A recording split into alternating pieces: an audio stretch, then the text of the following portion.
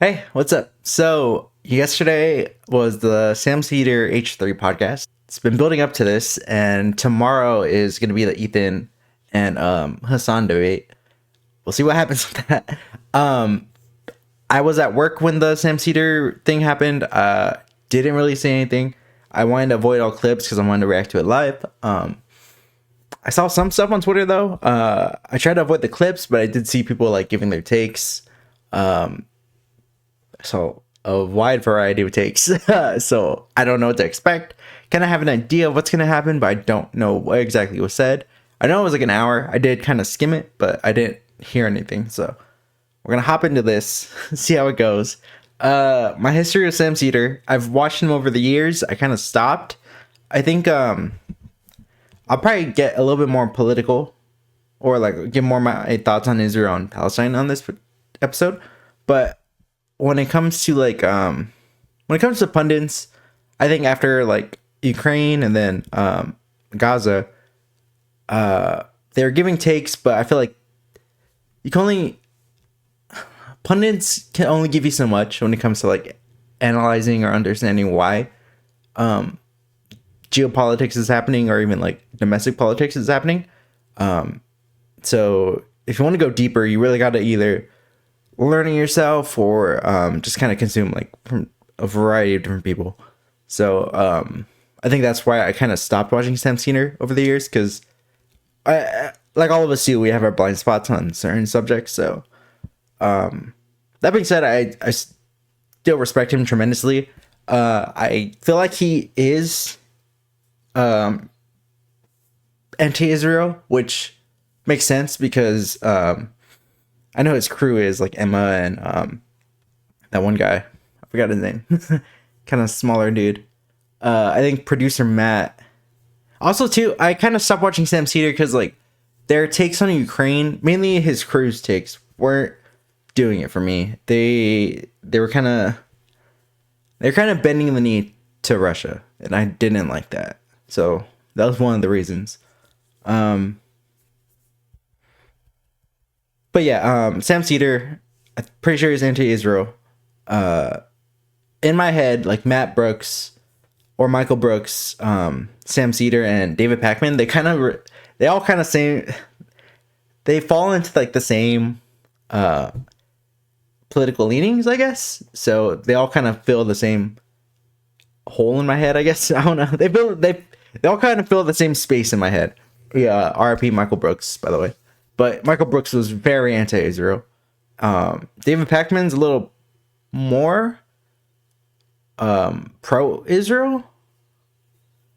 Yeah, that sounds about right. I'd have to look over his stuff again. But Sam Seder, I'm pretty sure he's like taking a middle path, but a little more anti-Israel, especially because of October 7th and the bombing campaign and stuff. So we'll see where this goes. I think they will have a bit of understanding, but when it comes to the drama stuff, I think Sam's gonna get a little impatient. Oh, there he is. Oh no, Sam Seder. Now, Also, fucking, I saw Hasan's been tweeting up a storm ever since this happened. He tweeted that, the oh no Sam Seder thing, but like, it's so different from the whole, Steven Crowder thing. It's so stupid. Like, dude, Ethan actively invited Sam. The whole pressuring Ethan to talk to Sam, I think was a bit silly, but I don't know. We just gotta watch this. Let's see how it goes. All right, let's do it. Oh no, Sam Seder. What a fucking nightmare. how have you been, Sam, since we ruined Steven Crowder's life together? Nice to see you again. I reacted to that, though. I think I did. Did I? I don't remember. I'm feeling very badly for him. Yes, over we're the years. all. It's a tragic loss of a great career and so much potential. It was Steven Crowder has like these fucking sideburns now. They look so fucking bad. I fucking can't stand that guy, bro. Yes, it is. Hey, are we live now? We are live on the H3 channel, yes. I wanted to start by sort of apologizing in that I sent you a DM on Twitter 6 months ago or something. I was just going through to find out, and I just realized you're no longer on Twitter. Yeah. So that explains say why what, I Dan? didn't hear back. He may no. Yeah, I didn't see it. I wish I would have, but honestly, I don't know what to do, because like I want to get off Twitter, but also it's kind of a pain because Twitter is the way that like I would reach out and speak to most people, but I also don't want to be on a platform that's like owned and perpetuates basically like Nazi shit. So And like that's super understandable. I still use Twitter. I really shouldn't, but it's an old habit. It's just every day it's fucking worse. It's a platform for like it's always been designed to make you mad, but now it's like it's rage post after rage post. Like it's all bots too. It's so bad.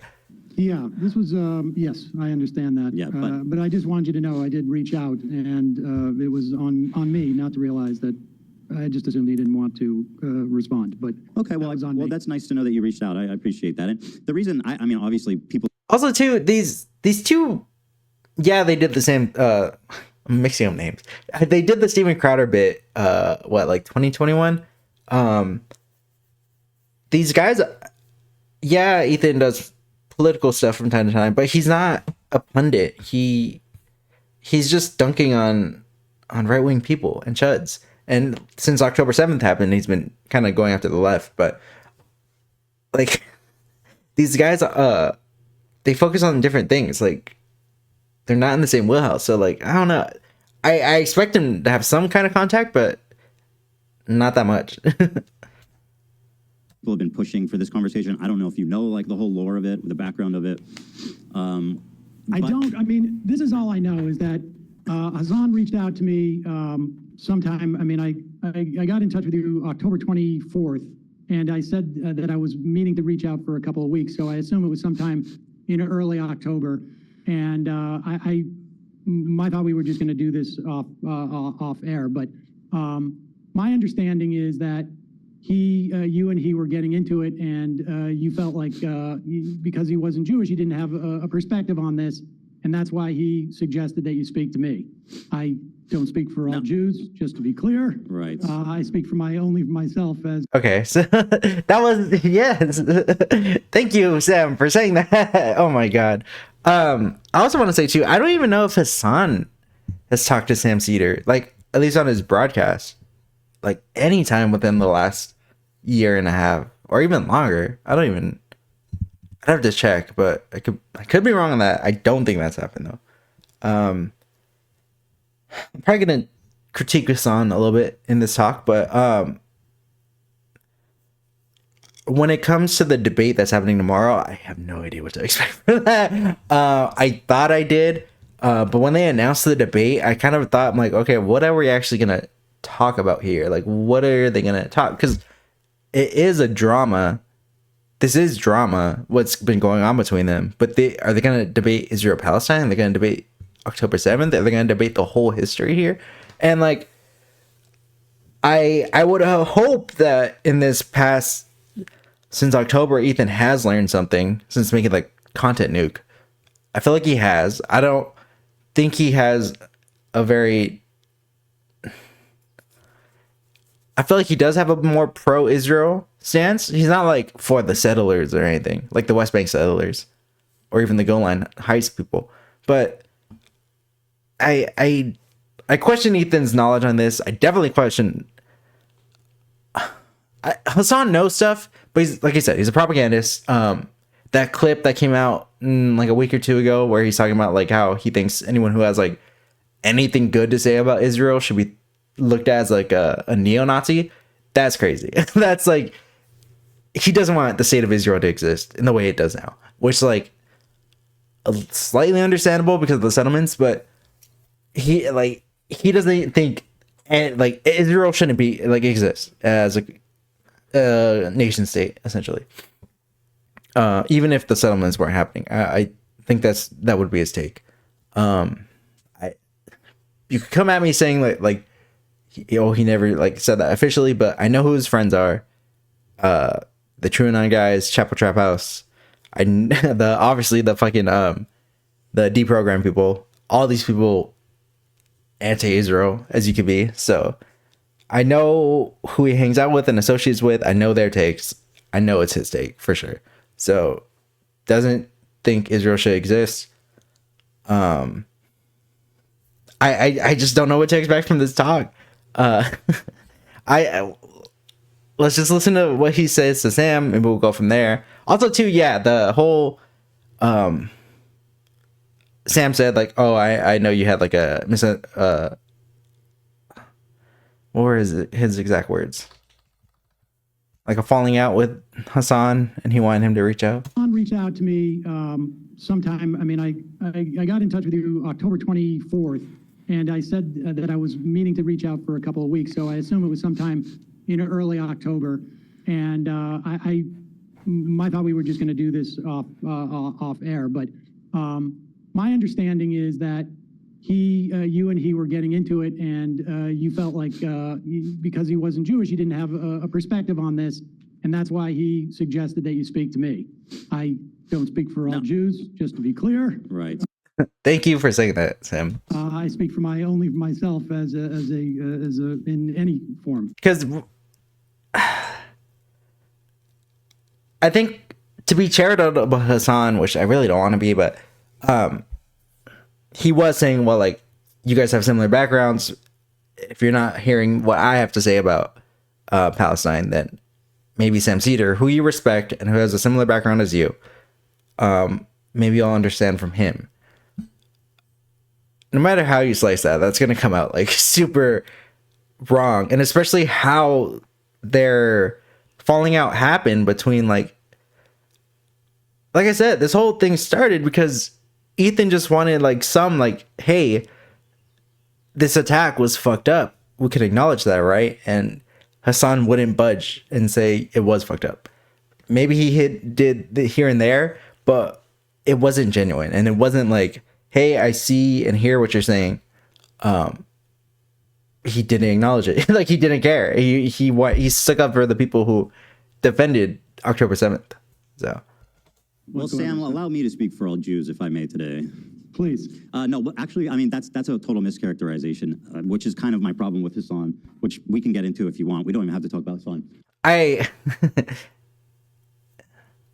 It is and it isn't. Like, Sam's like, what? Let me double check. I checked Sam Seder's age a while ago. It's kind of up there. So whatever, like, petty grievances that they have, like Hasan and Ethan, he's not going to give a fuck about that. His crew definitely cares about that because they ride pretty hard for Hasan. Okay, Sam Seder's 58.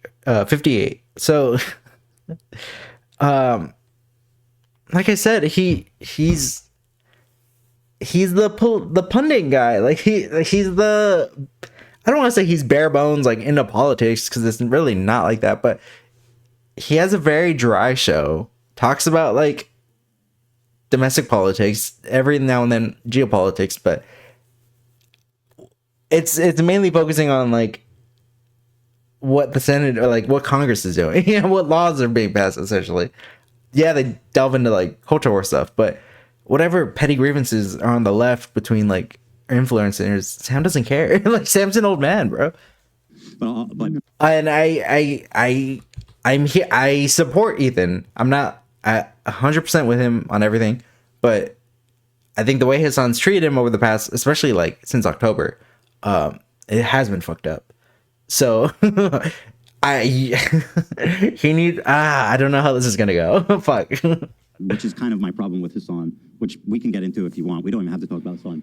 But basically what I told him was that I was citing polling data that shows that about 70 to 80% of diaspora Jews have some kind of positive feelings towards the state of Israel. And he was disagreeing with me. And I mean, this is available by polls, readily available by Pew Research just last month, showing that, and I don't know if you agree with that or not, I can pull it up, but 72% of diaspora Jews have some type of at least positive feelings about the state of Israel.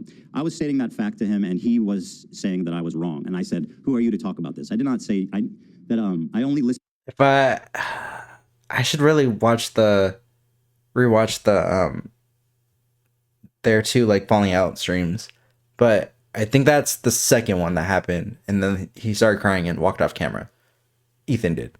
Could be wrong on that, but listen to Jewish people, which is a little bit of presumptuous and a little talk about this. I did not say that I only listen to Jewish people, which is a little bit of presumptuous and a little No, insane. I don't think that's not what I took him to say, but yeah, I mean, as long as that's irrelevant to me. Yeah. I mean, I think I haven't seen that poll. I've seen ones that have said that they have a connection, they feel a connection, either strong or somewhat, which is, different than positive per se. So but regardless, I mean, I think if I don't know your upbringing at all, but I mean, certainly my upbringing, my Hebrew education was, I would say, 1/3 Holocaust, and I'm older, and so this was in the 70s.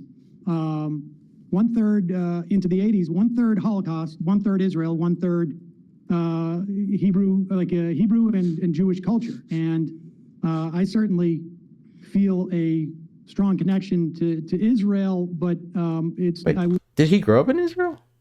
Hold on. Wouldn't call it positive these days. Sure. I guess I think what the poll attempts to is basically, if you ask Hasan or a lot of people on the left, I think an emotional attachment is the way to describe this. So it's like if you think I certainly have an emotional attachment, and it's not, but it's not. I wouldn't describe it as positive. This isn't the. So you grew up in New York, Jewish background. Yeah, makes sense what he was saying. Fuck. I feel like Ethan should have came about this so differently. I feel like this. Okay, I feel like Ethan should have been like, "Hey, I don't know what you've heard. Let me just explain myself to you, so that way we could get an understanding here. But hey, I had this show with Hasan. Obviously, it fell out after October 7th. We tried to be amendable. We just disagreed. I personally was not a fan of October 7th. I saw it as a terrorist attack, but I also do think what Israel is doing is bad. And then that's what I think. This is what's been going on since October, since all this, honestly, all this started because of the Lebanon war that broke out, or at least it coincides with the Lebanon war that happened in October. Like the Twitch panel they had, the Frogan mess, all that stuff. The Twitch apocalypse stuff. So Ethan should have started explaining the Hasan situation, his take on October 7th, and then flush out the controversies that's been happening since October of 2024. And then get Sam's perspective, what he thinks on Israel, which he's kind of doing, but he should have been like, okay, this is what I think. Now, what do you think about Israel? And then we'll go from there. That's, I feel like, how he should have approached this. Because it's a little chaotic right now. Fuck, I'm nervous.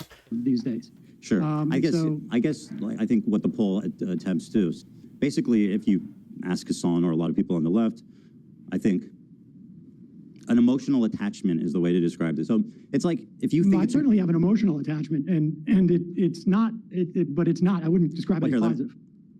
This isn't the one, is it, Dan? There's the one that shows 73% of diaspora Jews. Anyway, it doesn't really matter. A positive view on Israel. I'm willing to accept that. Does it make sense? Like, especially if you're Ashkenazi Jew or Ashkenazi Jewish, especially learning about like what happened in World War II, and then if I'm putting myself in the positions of like Ashkenazi Jew who grew up like Cold War era, World War II happened.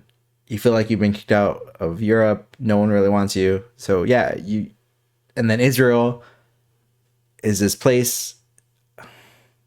Whether you accept the propaganda or not, it's like winning all these wars. It's the new Jewish home. We're building our settlements. Like, we're pioneers, but we're also like Jewish warriors, kind of. Like, it's tempting, and like a young Jewish person who wants to like.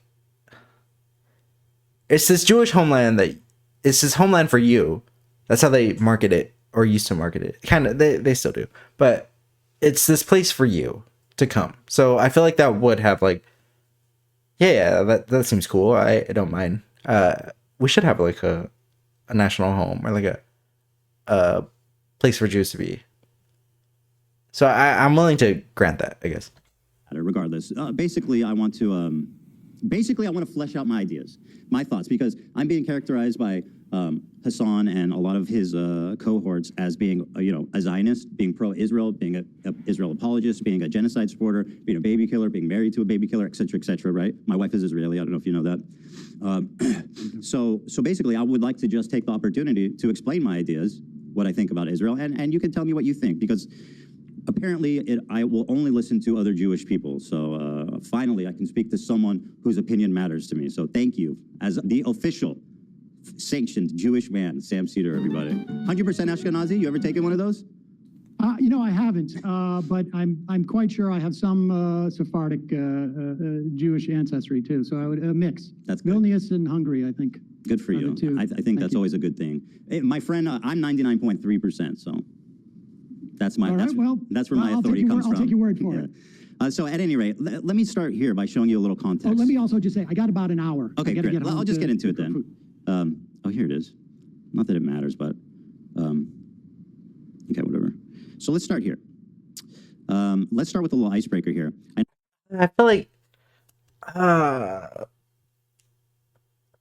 it's not bad so far. I think could be better. I think Ethan really should have asked Sam, like, hey, what are your thoughts on Israel and the conflict in general? And then they could, that should have been the way, fuck. I know we're both fans of Tim Pool, okay?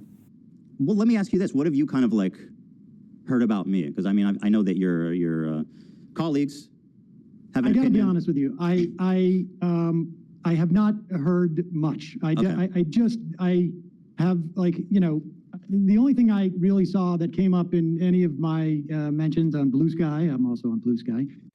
This is why I want Sam to talk, because he's not his crew. He's a very understanding man. He's a very knowledgeable guy. He's empathetic to this kind of stuff. That's my view of him. So allowing Sam to speak and appealing to like, hey, this is what's going on. This is what's been happening with me. This is why I'm doing what I do. Sam's gonna understand. Like he's not fucking terminally online. Like his job is technically Sam is an influencer, but he's a political pundit. End of the day, he grew up at a different time. He's a boomer essentially, dude. Like he's not tapped into all this stuff. So you gotta let him. If you want to like flush out your ideas, you gotta let him talk. That's and like Hasan, like bringing Sam Seder into this, like, dog, you don't even talk to Sam Seder. Like, why? Like, why? Is just this issue about talking to me, and I had presumed that was it, but I don't, like, look, from my perspective, I'm not, and I know that there's been, you mentioned in the email that there's been a lot of grief that you've taken, and I know that other people have also taken grief on all sides of this. And, the personal aspects of this, and, I don't believe that people, I don't actively attempt to deplatform people. I don't think people should do that. I don't think people should be swatted or, tried to be fired or whatever, or have CPS sicked on them or any of that. I mean, I just don't think that's appropriate. I mean, I'm more interested in talking about my relationship to Zionism and my perspective on what Israel is doing and, what is happening in Gaza. And that's perfect. That's perfect, dude. That's all I want. Okay. So from there, we could pivot into fleshing out his views more. So we could talk about Ethan's point of view, but I really want to hear what Sam has to say right now. What does Sam think of the conflict? Mainly, let's kind of be narrow here. Let's mainly talk about October 7th and what's been happening since. And then from there, we could go, okay, so the apocalypse and the canceling campaign. We could talk about that. We could be like, okay, so I forgot Ethan's reasoning for the whole stop. We could talk about the Twitch panel. So flesh out Sam's ideas and then pivot to, okay, let's bring this to like free speech and stuff. This Twitch panel happened back in October. What do you think about this? This is why I did what I did. What do you think? What would you have done better? That's personally what I think. I totally agree. Let's just talk about the facts. Let me start by showing you this clip. So I've been actually talking about my feelings on the Israel-Gaza Palestinian dispute situation for a long time. I lived in Israel for 5 years as well when I was with my wife early on. Here's my position right after October 7th. And you can tell me if you have any, if you have any comments on any of my positions here. But this was this was from our episode a few days after October 7th. Yeah. Liars and bad faith weirdos. So here's what I'll say about Israel, okay? Listen, since the first time I've said it, and I'll say it many more times, the cabinet is run by genocidal maniacs, okay? They're led by Netanyahu, who should resign in disgrace and go to prison for being a war criminal, okay? He's made a coalition of the most like radically conservative freaks that don't represent, by the way, the majority of Israelis. And they're hell-bent on genocide, frankly, overtly. They've committed tons of war crimes in Gaza, including the killing of children, obviously. I kind of like that Ethan's showing this clip. We'll see what Sam says. Because Gaza is one of the most densely populated places in the world. 50% of the residents are under 18, so when you bomb a building, the chances that you're killing children is pretty much 100%. Okay? It's fucking barbaric. It's unacceptable. It's disgusting. I've seen videos, I saw videos of Palestinian dads holding his dead, like, 5-year-old daughter. I mean, I don't need to watch this part because it just gets a little too emotional. But I mean, so that was my take right after October 7th. And obviously that was coming off the end of me being like I'm an Israeli citizen. The morning of October 7th, me and my wife were up at 3 a.m. as families were calling into news stations from their safe houses, people being burned alive with their families being murdered while on the phone with news. So coming off of that emotional shock, right, was this was my reaction. Now, I don't know if there's something Zionist or pro-Israel I said there, but maybe I don't understand. I love Ethan. I feel like he should kind of pull back the saltiness here. I completely understand why he is a little hostile, not towards Sam, but just like the left and his critics. But if the goal is to appeal to Sam and try to understand, like, build a bridge with Sam here, I feel like the best way to do that is to like let go of any like bitterness you have, or at least for this talk, and then try to just like let go of the bitterness and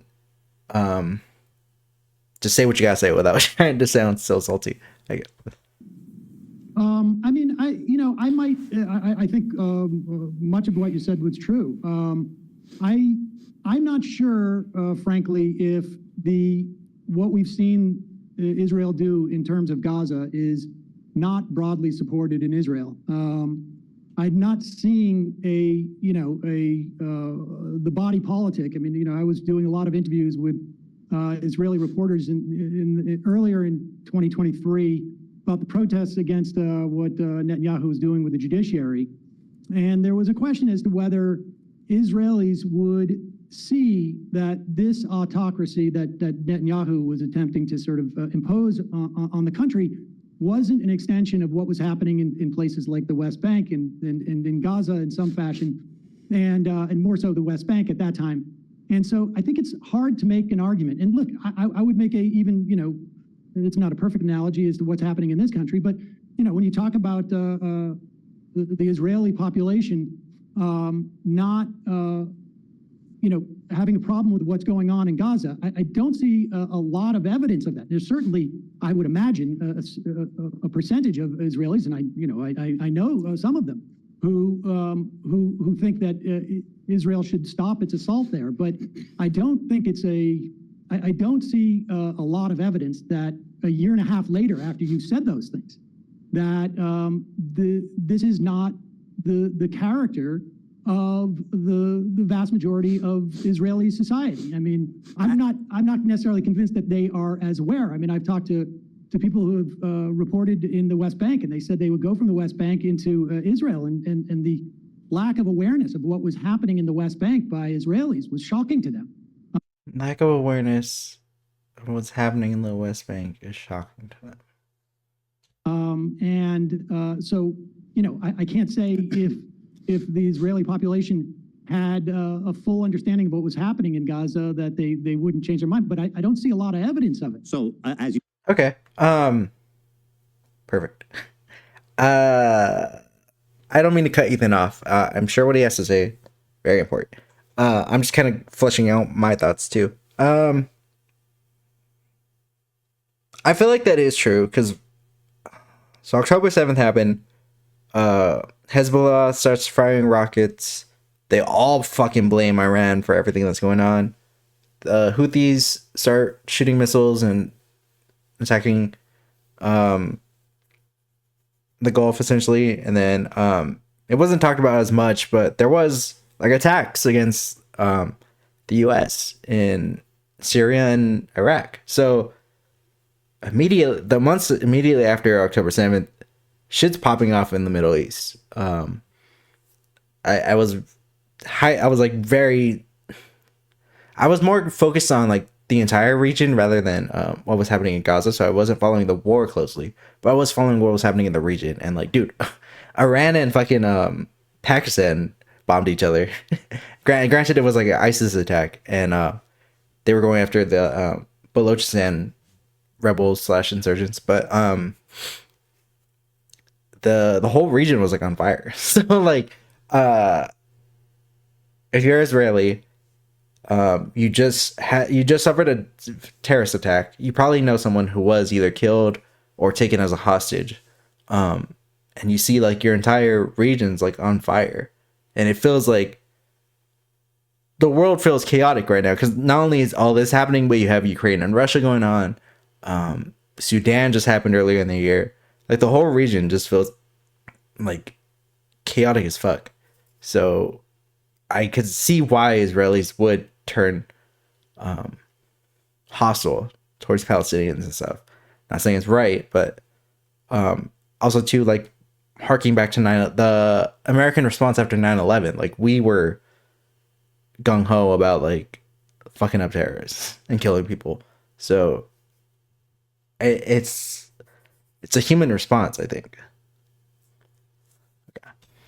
you touched on, this was made basically before the war started. And I think that the unfortunate, really tragic outcome of the war is how much it's jaded and radicalized, I think, people in Israel. It's really, you know, I think people in Israel feel like isolated. They feel like, I mean, the sentiment in Israel is basically that the world wants, you know, the country to disappear. And and obviously, like, that's a much more nuanced conversation, but the feeling there has definitely radicalized a lot since the war started. It's gotten a lot worse. And I think, I mean, I think that gets to it to some extent. I mean, you have this wholesale slaughter. You know, I was looking up, we killed in Iraq, you know, depending on what numbers you want to look at, but, you know, I think it's safe to say directly hundreds of thousands of people. But even like the number of children that we killed in Iraq, I think has been surpassed by what's happened in Gaza. And I think one of the things that I find shocking is that the sense, and look, I experienced this with family members, where the sense that, you know,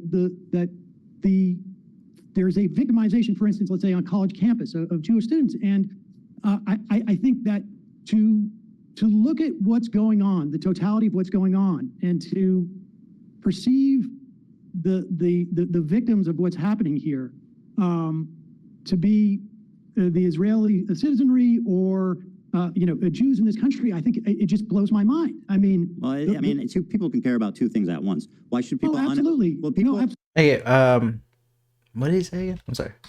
Going on, the totality of what's going on, and to perceive the victims of what's happening here to be the Israeli citizenry or Jews in this country, I think it just blows my mind. I mean, Okay.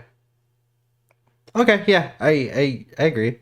Well, I mean, two people can care about. The Jews were, or the Jews. God, that sounds bad. Israel was a victim October 7th. I agree. Like, I don't want to say this just happens in war, because that like excuses a lot of things, but I feel like this war has been carried out. I don't want to say genocidally, but it has. Obviously, it's been a crime against humanity. That I'm comfortable saying that. I'm not at the genocide bar just yet. It could easily go there, but it has been the way this war has been conducted, and Israelis, or at least the military, has conducted themselves. I think has been, it's been punitive. It's been designed to cause like mass harm to the entire Gaza population. Yes, it's densely populated, but they turned Gaza into a parking lot. You know, I heard some stuff as to why buildings are destroyed, and like I kind of understand it, but at the same time, like what are we doing here? Are we trying to save the hostages, or are we trying to like annihilate Hamas here? And they want Israel wants to do both. I don't know, man. This is where it gets complicated, and this is where like I'm not an expert on all this, so. About two things at once. Why should people? Absolutely. No, absolutely. People who are uninvolved. Let me get some water real quick. People who are uninvolved in the war, if they're being like victimized in a separate situation because of their Jewish identity, that's a problem, don't you think? Oh, I do. But and you can care about two things. You can't be like, oh, these people are ridiculous for caring about anti-Semitism on college campuses because the war's happening. I mean, both we can care about two things. 100%. And obviously, one is way worse, right? One is way worse. But that's the point. I mean, one is way worse. And what's happening in Gaza? Who should tolerate being discriminated against based on their identity? You know what I mean? Like, of course, who wouldn't react to that? I don't think that people are. I don't think that people are being victimized. I mean, certainly, listen, anti-Semitism is real. It was real when I was a kid. There was many times I had pennies thrown at me growing up and playing basketball. I mean, there was a lot of. I've experienced anti-Semitism, but put it in the context of like you're a parent, I'm a parent. If my kid is going through something very difficult, it's obviously difficult for me, but it's more difficult for them, and it's a question of prioritizing. These things. You can have two thoughts in your head at the same time, but to center oneself or to perceive that one's victimization is sufficient to ignore the. I got to stop you because I don't think I don't know who's doing that. Well, I mean, I just said like you just presented as the Israeli population feels like they're isolated and this and that. There's two different separate conversations. There's like the American Jewry who's like, I have nothing to do with that place, and then the Israelis, right? So like when you're talking about in terms of the way that you characterized the Israeli feeling, was that they feel isolated, et cetera, and I can understand that, but to not have the first thought of like we are committing, like you say, genocidal acts. And if people want to call it genocide, I don't, obviously it's got to be, it's a legal term, but I think that it's colloquially speaking, at the very least, it is a genocide. And to not recognize that as the fundamental issue, the first issue, I think is blinkered. I don't know how else to say it. I mean, it's a little gobsmacking to me. Well, so okay. I don't think it's fair to like put like a solution or like a better alternative on like people who say this, but like, yeah, like, well, okay, well, what should have Israel done? I've heard people would say like, oh, obviously they should have went for a ceasefire right away, and which they kind of did, but it was after the bombing campaign, and then counter to the ceasefire claim is Hamas would only come to the table if they have been kind of weakened or in like a weakened state. They're not going to come after like a high of this victory, which to some extent is I believe that, but and then from there you kind of have to like build out your case for each side. I don't know if we're gonna do that. You know. Do agree with you that obviously in Israel, people, I think the problem, and just to say on a higher level, I agree with you. Like obviously the people in Israel compared to like what's on October 7th, they were victims. After everything that's happened, obviously whatever they've suffered pales in comparison to the mass destruction and like wanton death of civilians in Gaza and what's happening in the West Bank too. Lots of awful stuff. That being said, I think the problem with Israel, just to try to explain what's happening there, because I do agree with you, is just like the media apparatus and the feeling that they have there. It's like there's not a lot of space emotionally and like even the information that they're consuming, I think, that would allow them to have that kind of like self-realization. And like you said, a lot of Israelis don't know what's happening. There are some, I mean, you know. I kind of agree with that because look at Fox News in America. Like, look at how many people voted for Trump this past election, and how many people support like everything that's been going on since fucking January. So I think the human condition is kind of generalized, but like human condition, reactionary forces are always going to be there. Whether it's like education that helps fix that, or like force, I don't know. I'm not qualified to say whether or not what.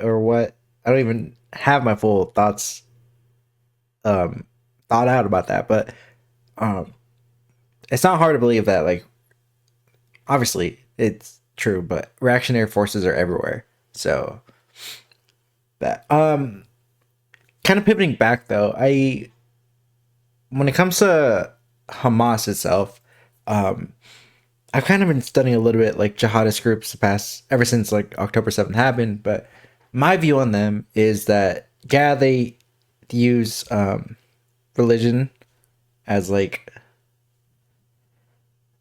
they use religion kind of like to appeal and like as to appeal to people and to as like their ideology, but end of the day they're mafia organizations. They're mafia / like insurgent organizations, and they're more complex than just like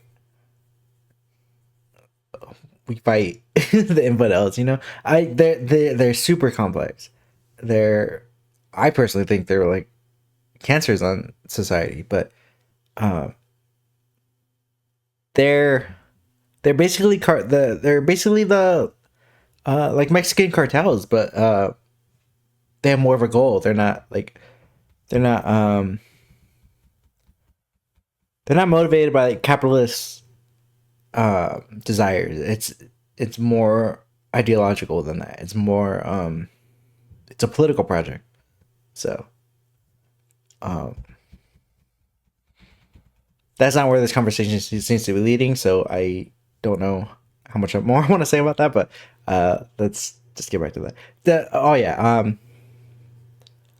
So talking that's what I was. So talking about like a solution, it's you have to deal with the problem of Hamas here. Yeah, of course. Haaretz, you know, we what was it in the fall? You had the publisher of Haaretz, you know, speaking out about what was going on there, and the paper was essentially, you know, a cutout, or there was an attempt by the government to basically shut them down on to some extent. I mean, so well, so what's your explanation why Israelis don't care? It's not that they're evil, right? Well, I think, look, there's, I'm sure that there is a mass, you know, sort of like a failure to deal with trauma. But I think some of it is, frankly, is racism. I think, you know, how can you explain, you know, how can I explain how I just watched a clip of people at a Trump rally chanting USA, USA, to watching a video of people being, you know, taken into that prison in El Salvador and having their head shaved. I mean, I don't know how I can explain that. So I don't know how I could explain how the Israelis are able to the extent that they can see what's going on in Gaza, have that reaction. But I know that it's wrong. And I think, you know, some of it undoubtedly is a racism. Some of it is, you know, maybe some type of mass failure to deal with trauma. I mean, Everything that he's saying, I think, falls into like the reactionary category that I was talking about earlier. So, not to credit myself. Like I said, I'm not qualified to even approach that subject, or even like I'm not like a philosopher or like a. I'm just a guy, bro. Like, this stuff, it does interest me, but I'm not like an expert in any way on any of this. So my analysis can only go so far. I don't know all those. I think, part of it, I think there's some of the makeup of, immigrants to Israel over the past several decades. I'm sure all of that enters into it. And I'm not in a position to sort of like be able to psychoanalyze it beyond the sort of, vague notions. Sure. But yeah, and I from agree, my perspective, it's gobsmacking. And, to me, it has shown, and, I never identified myself as a Zionist as a kid or, through the years, and I never identified myself as an anti-Zionist. I don't think I think it wasn't really until someone heard me articulate my perspective on this that they referred to me as anti-Zionist, and I don't really care one way or another how I'm labeled. But to me, it shows a failure of that system of government that Israel has. Yeah, beautifully said. Beautifully said. I think the only problem I'm having is here. Well, I'm glad they're talking about this and they're coming to some understanding, but inevitably we have to come back to, okay, yeah, we're just two guys spitballing here, but what are we gonna do about like Hamas? Like, what's the solution to that? And like, the earnest is on Israel to like do something. Hopefully not like genocide, but like just something to like elevate the Palestinians here, either by giving them a state, which doesn't seem like they want to, or like bettering the conditions here. So, and it has failed both from a perspective of what I think some people had as a notion of Zionism in the 19th century. It has been a failure in terms of keeping Jews safe. Frankly, it seems to have been a massive failure, and so I can't operate as someone who lives in Israel, but I can operate as someone who is an American in terms of like what we support, which is why I think we should end all aid. And as a Jew who sees my religion being used as what I perceive as a fig leaf for what Israelis or Zionists are doing, and so that's where I'm coming from with this. That I don't know if there is a psychological state that can justify this. In fact, I don't think there is. And so, it's just an attempt to understand, not justify. Because it is what it is, right? Like it is the way that it is, and so that's for a reason. And it's just trying to explain it. That's all. I agree with everything you're saying. But actually, one thing I want to pivot to and ask you about. Do you think that we should cut all aid to Israel? I think that'd be justifiable. Yeah. When you look at I would support that. I would support them to what I want and what's happening. What I personally want and what the Trump administration wants. Totally different things. Like, I would love if the U.S. was like, hey, fuck you, Israel. You're not going to get any more weapons until you fucking come up with a solution to Gaza and probably the West Bank too. But let's start with Gaza and get to the fucking table and figure something out here. But Trump doesn't want that, bro. Trump fucking made that. He didn't make that. But the AI video is kind of like the goal of the Trump administration. Like, and like as goofy as it was, like, they want to kick out the Palestinians, dog. Like, what? Also, and in saying that Israel needs to come to the table here, so does Hamas. So does the PA. So do like the Palestinians. Like the general population, they're at the mercy of like their leaders, but the fucking leaders have to figure something out. Like We can't keep doing this. And Well, I we're think talking that's- about like military and stuff. Yeah, for sure. Israel I mean, Israel I can think make their you own gotta bombs use and shit. Every If they need, like, they don't need American military. Yeah, I agree with you on that. I think they do need it to do what they're doing, without a doubt. And Well, what I mean is they're not entitled to it, to say No. more accurately. Yeah. So yeah, I think military aid should be cut for sure until. As a Jew, and you know, I mean, obviously you have a different connection to Israel than I do, as you know, through your family and whatnot, and through having lived there. But as a Jew, I take such offense to what is being done ostensibly to protect me and my family and my ancestors and my progeny and all of it. It is. I mean, I think it's. I think the conflation of Zionism and Judaism is both not keeping Jews safe and is wrong at its core. And we can see what it's even doing in the context of this country, the way that it's enabled Trump and to attack universities and to attack law firms and whatever.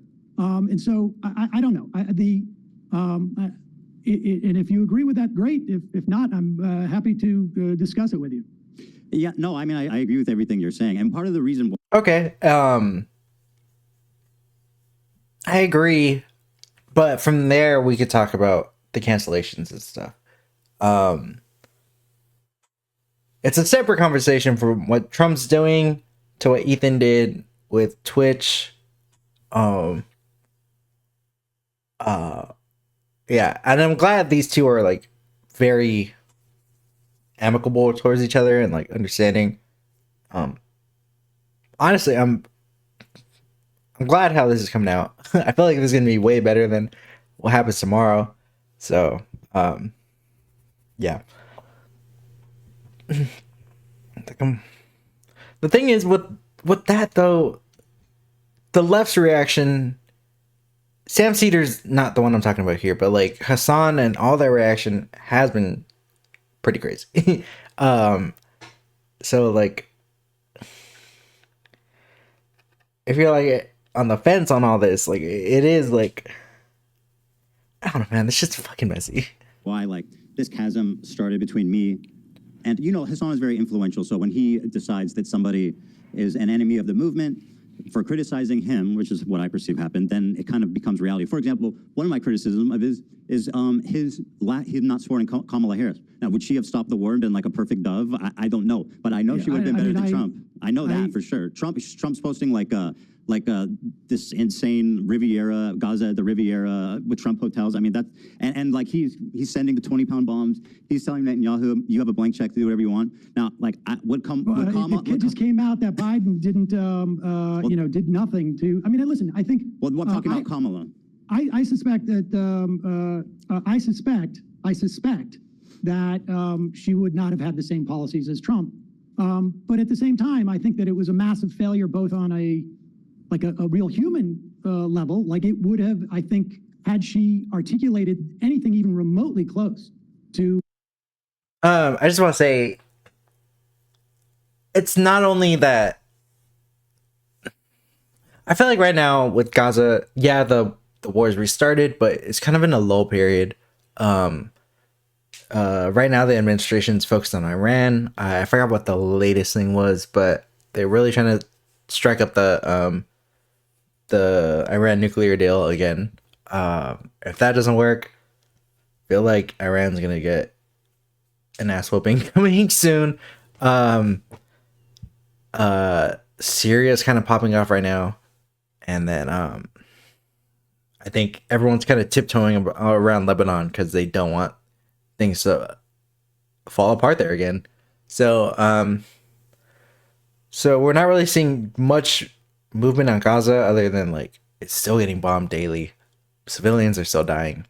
All that's tragic, and we haven't seen the worst of Trump yet, but we're seeing it in the States, and we're seeing it in the way that he's deported like anyone who has like he's deporting green holders to fucking El Salvador, bro. He's deporting actually no, I take that back. He's deporting Venezuelans to El Salvador. Um, there's no due process involved in any of this. They're coming after the Palestinian protest leaders from last year. Kamala wouldn't have done any of this, bro. And like the Biden administration did some fucked up things with the migrants. And so Biden wasn't perfect, but everything that's happened under Trump so far, and it's only been like what, 4 months, 5 months, dog. It wouldn't have happened, like, you know, like we're on. We would have had like, there would have been some structure. We would have known. We would have had an like idea of what Kamala would have done. What Trump's doing now, it's uncharted territory. And like, if you're a Trump supporter, you fucking love this. But if you're not, and if you're like me, you know the worst is yet to come. So it's fuck, dude. What I would hope her difference would have been, I think it would have probably had implications in the election, but I think perhaps even more importantly, it would have maybe implicated the behavior of Israel. So, I mean, look, I chose to support Harris because I perceived her as the lesser of two evils, but Yeah, me too. And I think that that's an I important can distinction to certainly make at a time like understand. this. Yeah. I can certainly understand how some people were just so repulsed by what was happening that it made it almost impossible for them to vote for Harris. I think, you know, as I understand why they didn't. I totally understand the perspective. Like, I'm so disillusioned with this administration, I can't support Kamala. But at the same time, like, a hugely influential political streamer like Hasan, who has a huge influence on people, I think, and who's someone who, you know, who's very vocal about being pro-Palestine. I feel like it's an abdication of responsibility to be like, I'm not voting for Kamala, or I'm not telling you who I voted for. I suspect he voted for Jill Stein personally, but either way, he hasn't said, and he wouldn't endorse her. Now, like, if you're just like a random protester or whatever, and like, you're like, I'm so disgusted, I don't want to vote, that's fine. But if you're like a high-level political streamer, and you know, basically, you have the capacity to weigh like the lesser of two evils and what that means, I feel like it's an abdication of responsibility to not make that call. I mean, you know, I kind of agree with that. The only thing is, I don't exactly know what Hasan was saying during the campaign trail. I have an idea of what he said, like when he was, like when the DNC happened and he got kicked out of that room. I know he had critiques for the DNC and how they didn't bring out Palestinian people or Palestinian advocates. But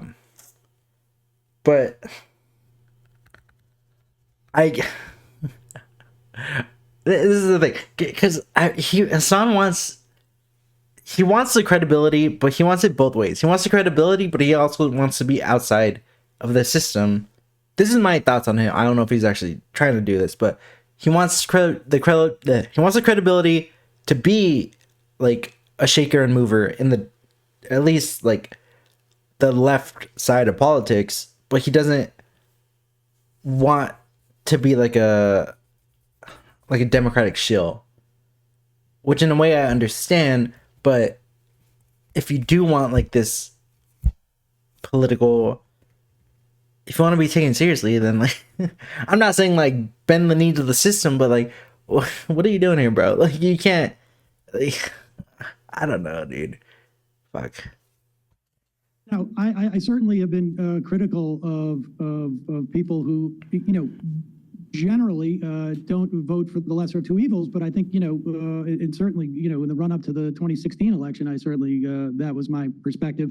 But again, you know, what the Biden administration was doing was so horrific that her inability to signal that there would be any change, you know, I think sometimes you have to take this at face value. And I think there would be certainly, definitely other things. You would not be assaulting the government like Trump is. But, you know, I think. Like, I'll admit, some days I go back and forth like, fuck, we should have voted in Kamala. Whatever Trump's doing, like, it's not worth it. Like, like we fucked up. And then other days I think like, okay, like, well, this had to this had to happen. We have to fight. If we fight now, like we'll come out stronger and hopefully like turn things around. But I don't know for sure, bro. I maybe I'm coping, maybe not. I don't know for sure, you know. Probably this is the first election in as long as I've been doing this, and I think it's been 5 elections now. I mean, I'm old. That I couldn't really condemn someone from taking that position based upon what we were seeing. I mean, this is... It's not just some random person. I do, and I'll tell you why. Kamala Harris wanted a ceasefire. She stated that. Trump said, finish them. I mean, let's be honest. Like, for someone like Hasan, I want a ceasefire. I'm not voting for Biden. I'm not talking about Biden. No, I understand, but we found out that Biden, in fact, did nothing to bring that about. So, well, like, you can talk about Biden. I'm talking about Kamala Harris. I see what Ethan's saying, but at the same time, like, Kamala was the extension of Biden, and it's true that she didn't distance herself from the Biden policy, but end of the day, she was the vice president. She was involved in the administration. She would have continued what Biden was doing, but that we're dealing with counterfactuals at that point. But yeah, she said. I mean, well, she's the vice president. I mean, at the end of the day, she doesn't really do that much, right? No. But I'm talking about the candidate. Biden, as a president, said he wanted a ceasefire. She, as a candidate, said I want a ceasefire. Well, do you not? Even if you're like, I don't know how much I trust them. One's like, I want a ceasefire, and the other one is like, finish them. Well, listen, I think it was certainly obvious to me that Trump was going to be worse. But I think, like, if you're trying to get the candidate to show some indication of this, I can understand. I mean, I wouldn't do it. I would disagree with it. But yeah, and I get your point too. Like, ultimately, I understand why people wouldn't want to support them because of what they've seen, and like that, it feels like it also shows a tremendous amount of just like electoral malfeasance on her part. I mean, they made an active choice, and I think you could have put that Palestinian lawmaker from Georgia on stage. They made an active choice to signal to whomever they were signaling that they weren't going to do anything. Now, I happen to believe that she would have been better on this than Trump, but they were making an active choice to do that. I mean, it was really electoral malfeasance on her part, in my opinion. But I don't know what the point of litigating this is per se. But well, we're talking about kind of my criticisms of Hasan and how this. I don't. Well, let me show you this. I don't care. Yeah, about, I know. Honestly, I'm like Let me show you this. This is I'm more. Not, I don't. I honestly. Like, yeah, you don't care. I know. I don't care. I don't. And why should you? I don't blame you. We talked about anti-Semitism, and you think that I don't want to put words in your mouth, right? But you seem to have conveyed that, compared to the destruction and everything happening, the genocide, the loss of life in Gaza, the humanitarian crisis in Gaza, that obviously that's way more important. So let me show you an example of something. And again, I know you don't care about the drama. To me, this isn't drama. This is one of the biggest, most influential streamers spreading something that I think is really dangerous. And you can agree or disagree, but it's a short clip, but I'll show it to you, and you tell me what you think. Oh, okay. I see. Okay. Again, I don't blame Sam for thinking like I don't care about your beef with Hasan. He's 58. Loki, I kind of got lost in the talk about Harris. Oh, because he thinks we should have advocated for Kamala, but I mean, like, end of the day, that talking point only goes so far because we can't really deal with counterfactuals here. But we're dealing with like a alternative reality at that point. Okay, I think Ethan should have pivoted to like, okay, well, I know you don't want to talk about Hasan, but we could talk about like the conflation of. Well, he kind of did. I think he should have pivoted towards the Twitch panel. Because like end of the day, these guys aren't experts here. They would have had to pivot to talk about like. I mean, they could have. I'm kind of thinking. I think he should have either kept the topic on Gaza and talking about what should be done about Hamas, or pivot to the Twitch con panel that happened and be like, I know you don't want to talk about Hasan. It's kind of it's Hasan adjacent, but it's on the topic of like cancel culture and free speech. Sam probably would have got annoyed with it, but like I think that's what this whole conversation was a byproduct of that. So this will never happen, but in a totally just world, any kind of, regardless of your background, any kind of fucking Zionist tendency should be treated in the same way as being a fucking rabid neo-Nazi. And you shouldn't even let someone be the fucking local dog catcher as Felix was posting if they've ever exhibited any sort of like positive feelings about the state of Israel. I'm so serious about this. Now, by the way, he didn't misspeak. He doubled down on it yesterday. He said, no, I agree. That's what I think. Now, just to recap, he says, anyone that's had positive feelings at any point about the state of Israel is a neo-Nazi that's not fit to be a dog walker. Now, to me, that seems like extremely dangerous, dehumanizing language about what could arguably be 70% of the Jewish diaspora, and certainly probably people you know in your family. I'll tell you, there's some hyperbole there, but That's putting it mildly. Yes and no. It's what he really thinks. I mean, he says Zionism, and I'll tell you what I think is really... Sorry, I got to correct you. He says Zionism, and then he says, if you had positive feelings about the state of Israel at any point in your life. I got to tell you, if you look at what's happening right now, and you have positive feelings about Israel... He said at any point in your life, Sam. Just to be clear about what he said. Would I have said at any point in his life, someone's life? But I just think this is such a petty... Like the idea that we're going to police. Hold on, let me respond. You want me to respond to this? I don't. Like I say, I don't care about this. But if you're going to force me to respond to it, what Israel is doing right now is so far beyond the idea that someone says any time in your life or not or whatnot. He's talking about Zionism, and frankly, I think it's very difficult for me to understand how someone could have positive feelings at this time. Now, you want to say in the past. He's doing that. But okay, you could say like, okay, but so many people defend Hasan and he's such a major figure on the left. Do you think like we should call this out? Like, what do you think? And like, if he retreats from that, fine, fuck it, just leave him alone. I don't think Ethan wants to like nail Sam on like a position here, but or he kind of does, but okay, yeah. Like I say, I will grant you at any time in your life that is too broad a step. But wait, let me finish. Yeah.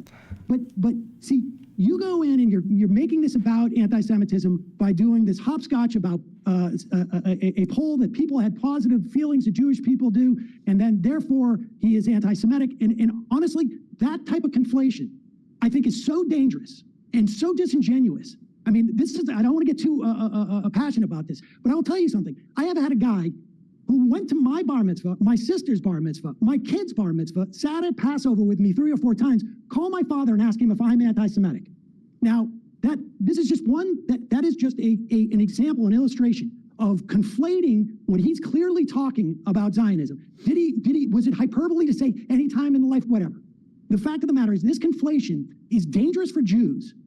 It is a fig leaf and a way of weaponizing anti-Semitism that has enabled Donald Trump to do the shit he's doing, that has enabled the slaughter of thousands upon thousands of children and women and men for that matter. It is not keeping Israelis safe. And this type of conflation, Ethan, is what I find far more irresponsible, frankly, than the idea that he said positive any time. I mean, look, you do a show Sam, 4 hours a day. He does a show 5 or, as far as I can tell, 15 hours a day. And to focus in on that one tiny clause. This is not one tiny clip, Sam. Well, you don't know. This is a totality of behavior. But you. Okay, Sam's starting to get low.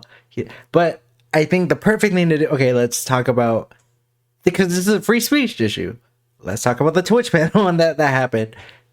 By the way, it's easy, and I appreciate that you can hand wave it away and say that it doesn't. No, I'm not hand waving it away. Well, you kind of are. I'm saying this you're saying it doesn't. You're saying actually I'm wrong for caring about it. No, yes. In fact, I'm saying this conflation is incredibly dangerous. It is disingenuous. I think it's dangerous to ignore what's being described as dehumanizing violent language for American Jews that have nothing to do with the war. That is a complete mischaracterization of that. It's not. He's not fit to be a dog walker. He never says the word Jew. He says Listen, how many members of Kufi have positive feelings Well, towards let me Israel? say, Wait. How many millions of members of Kufi, the Christian organization, have positive feelings for Jews? It is clearly not a function of their Judaism. It is not a function of their Judaism, and so it But is it not describes specifically. most Jews. No. Yes, it does, Sam. It describes most Christian evangelicals too. It may do them too, but it also describes 73% so of that Jews. is not anti-Semitism. That is Well, about I don't know. a What do belief. you call it when somebody's discriminating against the vast majority of a racial or religious group, Sam? I'm sorry. You want to look at evangelical Jews? I don't care about evangelical people. Okay, but I'm talking about the way you're constructing this. I think so you can say the same thing about Christian evangelicals too. It is not anti-Semitism. It is not. It just isn't. Like, taking one example in isolation, which is what we've done here. Well, you're the one who gave it to me. Yeah, well, I don't even want to talk about fundamentally, it. I But disagree I'm with using you. your example, and in that instance, that is not anti-Semitism. Well, I And this disagree. Conflation. Okay, well, that's our disagreement. Yeah. But I think that conflation is incredibly dangerous. Well, I It's disagree as dangerous well for on that. Jews. I think- It's dangerous for this society. I think, frankly, I think it's dangerous to what I perceive as hand waving what's happening here. I know you said you aren't doing I'm that. not hand waving. Yeah, no, you're doing the opposite. You're endorsing. Decades of thought about this. I think I kind of agree with both of them here. I don't want to say this. In the U.S., I think Jews are fine. Why am I doing all that? In the U.S., the Jewish population, for the most part, I think is fine. Hate crimes are on the rise and stuff, but nothing crazy like October 7th is going to happen to them. At least, God forbid. In Israel itself, the rhetoric that Hasan has, like, if you were to poke and prod at what he thinks and what he believes in, I feel like he'd be okay with like another October 7th happening, but on like a massive scale in Israel. And like, that's not just talking about the settlements. Like, he'd be okay if Tel Aviv got like wiped off the map. I think he'd be perfectly okay with that, you know? And that's the point here. He's such a big figure on the left, and he's a communist. Like, he wants the fall of the US and Israel. So I get what Ethan's trying to say. Like, he's such a radical Hasan. This isn't just like him saying this in a vacuum. He's such a huge figure on the left. Should he represent everyone on the left by saying all this? I personally don't think so. Fuck Hasan. I hate Hasan now. But Sam not being in tune to all this, which like I said, he's 58. Like, I wouldn't expect him to. He doesn't understand what Ethan's trying to convey here. So, right, sure. But the point is, you're saying that this is not dangerous. How dare you care about this? I think it's dangerous No, I'm not saying that at all. I personally, I mean, I'm Jewish saying people the have a collective mischaracterization memory of of trauma, it as Sam, and it anti-Semitism. starts a certain way. And it starts with people, it starts with dehumanizing language, like saying, you're not fit to walk a dog. I mean, what are we He's doing not here? talking about It's Jews. irresponsible language. He's not talking about He's Jews. talking about 73% of Jewish people. No, you said that. No, that's a poll that's readily available. No, you made that connection. He did not. Because But we could extrapolate that. He said anyone who's ever had like any positive view of Israel.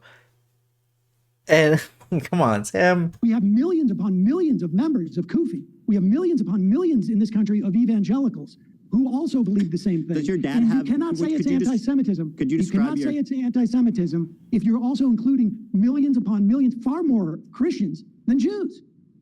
Would you say that your father, who you mentioned, said something to you, that he's ever in his life had positive feelings about the state of Israel? I've had positive feelings of Israel. Well. Does your dad have any positive feelings about it now?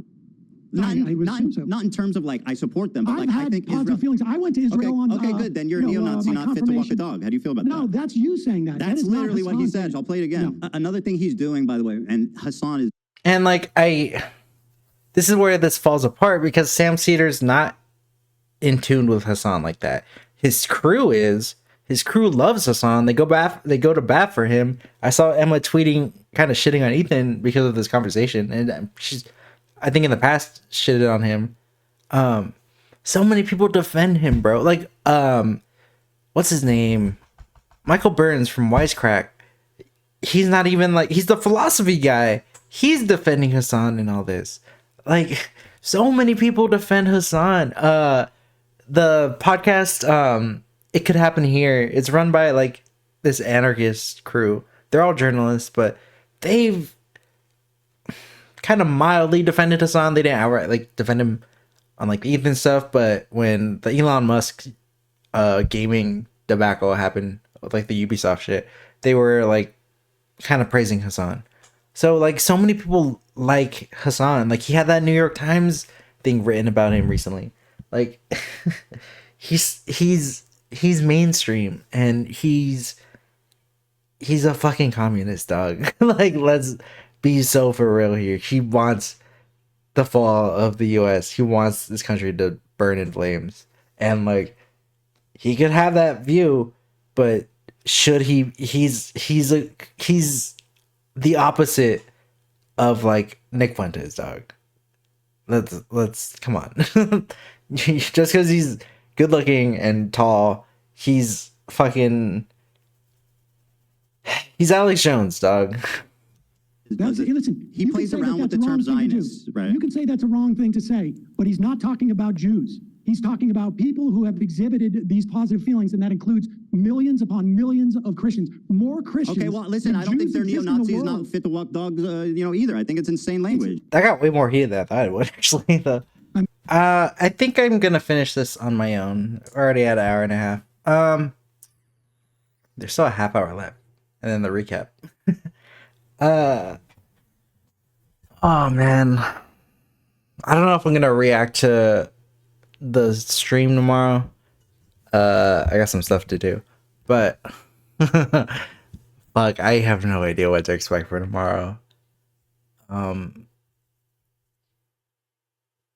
Dude, I'm glad this talk happened. I'm really glad that he talked to Sam Seder. I feel like this talk is going to be significantly better than what happens tomorrow. I feel like it's going to be a shit show. I think it's going to be the Willie Mack debate that Hasan had, version 2, but this time with like his former co-host.